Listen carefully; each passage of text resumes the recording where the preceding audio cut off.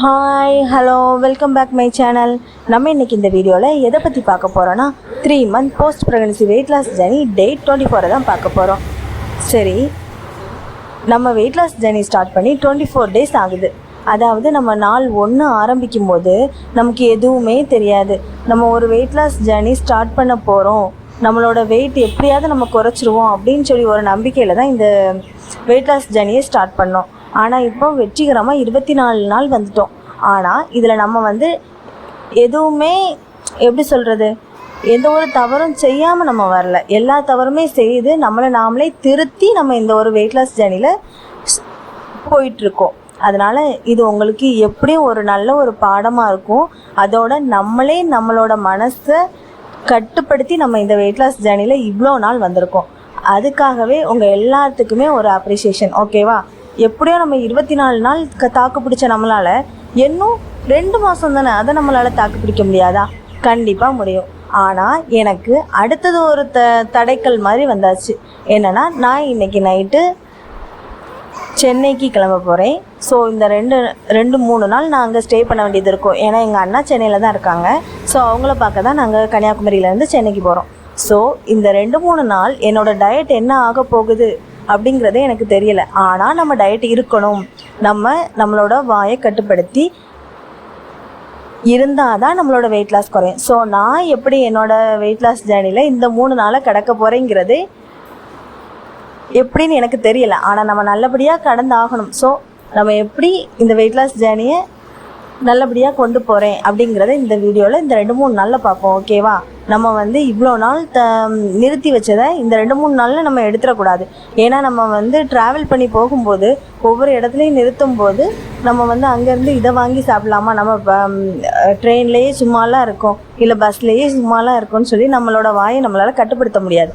ஆனால் அதை நம்ம எப்படி கொண்டு போக போகிறோம், நம்ம வெயிட் லாஸ் ஜேர்னியை நம்ம எங்கே போனாலும் சரி, எவ்வளோ தூரம் போனாலும் சரி, நம்ம வீட்டிலேயே இருந்தாலும் சரி, நம்ம எப்படி நம்மளோட வாயை கட்டுப்படுத்தி நம்மளோட மனசை கட்டுப்படுத்தி எப்படி இந்த வெயிட் லாஸ் ஜேர்னியை கொண்டு போகிறதுங்கிறது தான் இந்த 3 நாளில் பார்க்க போகிறோம். நான் என்னோட ஓன் எக்ஸ்பீரியன்ஸை தான் இதில் ஷேர் பண்ண போகிறேன்.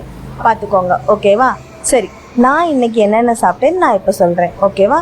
நான் இன்றைக்கி காலையில் 1 cup ஆஃப் மில்க் குடிச்சிக்கிட்டேன். வழக்கம் போல் தான் இன்றைக்கி 3 glass ஆஃப் மில்க் எடுத்துக்கிட்டேன்.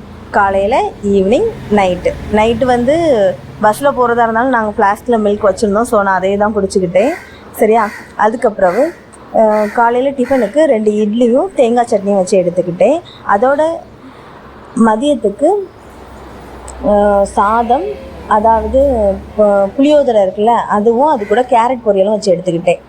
அதுக்கப்புறம் 11 மணி போல், அதுக்கு மதியம் ஆஃப்டர்நூன் லஞ்ச் எடுத்துக்கிட்டேன்ல, அதுக்கு முன்னாடி, ஏன்னா எப்படி நம்ம இன்றைக்கி ட்ராவல் பண்ண போகிறோம், நம்மளால் ப்ரோட்டீன் கரெக்டாக ரீச் பண்ண முடியாதுன்னு எனக்கு தெரியும். ஸோ நான் அதனாலேயே மீல் மேக்கர் எடுத்துக்கிட்டேன். மீல் மேக்கரை தக்காளி வெங்காயம்லாம் போட்டு தக்காளி தொக்கு பண்ணுவோம்ல, அதே மாதிரி பண்ணி அதில் இந்த மீல் மேக்கரை போட்டு கொஞ்சம் இது பண்ணி சாப்பிட்டுக்கிட்டேன். அதுக்கப்புறம் ஈவினிங்க்கு 2 இட்லியும் சட்னியும் தான் வச்சு சாப்பிட்டுக்கிட்டேன். மொத்தம் இப்போ நம்ம இன்றைக்கி எவ்வளோ சாப்பிட்ருக்கோம், எவ்வளோ கேலரின்னு சொல்லி பார்க்கலாமா? நான் இன்றைக்கி எவ்வளோ சாப்பிட்டேன்னா, 2 இட்லிக்கும் சட்னிக்கும் சேர்த்து 180 to 220 கேலரி. அடுத்து 3 கப் மில்க் எடுத்துக்கிட்டோம்ல, அதுக்கு 360 to 450 கேலரி. அடுத்தது மீல் மேக்கர் எடுத்துக்கிட்டோம்ல, அதுக்கு 250 to 320 கேலரி. அதுக்கப்புறம் சாதம் கேரட் பொரியலுக்கும் சேர்த்து 400 to 500 கேலரி எடுத்திருக்கேன். அடுத்தது நான் இதில் ஃபோட்டோ எடுக்க மறந்துட்டேன். ஆனால் 3 ஃபிஷ் ஃப்ரை எடுத்துக்கிட்டேன் ப்ரோட்டீனுக்காக. ஏன்னா ஃபிஷ் தனியாக கூட்டு வைக்கல. ஸோ ஃபிஷ் ஃப்ரை தான் வச்சுருந்து. சரி, நம்ம இன்றைக்கி ப்ரோட்டீனை ரீச் ஆகிடணும்னு சொல்லிவிட்டு நான் இப்போ மேக்ஸிமம் ப்ரோட்டீனில் தான் கான்சன்ட்ரேஷன் பண்ணுறேன். அதுக்கப்புறம் இந்த மாதம் முடியறதுக்குள்ளே ஆயில் ஐட்டத்தை நிறுத்தி அடுத்தது ஆயில் இல்லாமல் என்னெல்லாம் எடுக்கலாம்னு சொல்லி போகலாம். சரியா? ஃபிஷ் ஃப்ரையோட கேலரி 250 to 350 கேலரி.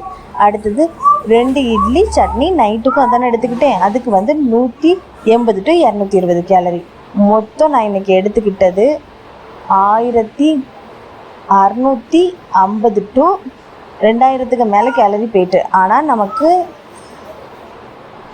நம்ம மீடியம் ரேஞ்சில் தான் இருக்கும். அதாவது கரெக்டான கேலரி லெவல் தான் இன்றைக்கி எடுத்திருந்தேன். ஸோ நான் ஹையராக போகாததுனால எனக்கு ஓகேவாக இருந்தது. ஏன்னா நம்ம வெளியில் ட்ராவல் பண்ணும்போது வந்து நம்ம ஹையராக போயிடக்கூடாது. ஜங்க் ஃபுட் எடுத்துட்டோன்னா நமக்கு 2000 கேலரி எடுக்கணும்னா அதுக்கு மேலே போயிடும்.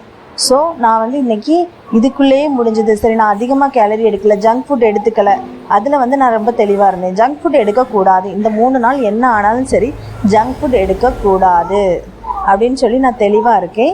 ஸோ நான் ஜங்க் ஃபுட் எடுக்க மாட்டேன். ஆனால் அதில் நம்ம சாப்பிட்றதுல எப்படியாவது ஆயில் ஐட்டத்தை கொஞ்சம் இந்த 3 நாளும் குறைக்கணும். எப்படி குறைக்கலான்னு பார்க்குறேன். பார்க்கலாம் வாங்க. பார்க்குறேன்னு சொல்கிறேன், நம்ம எல்லோரும் சேர்ந்து தானே பார்க்குறோம். இப்போ சேர்ந்தே பார்க்கலாம் வாங்க. உங்களுக்கும் இப்படி ஒரு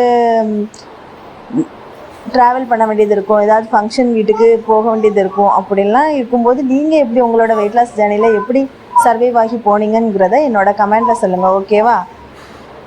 ஓகே, நாளைக்கு என்னன்னு சொல்லி நாளைக்கான வீடியோவில் பார்க்கலாம்.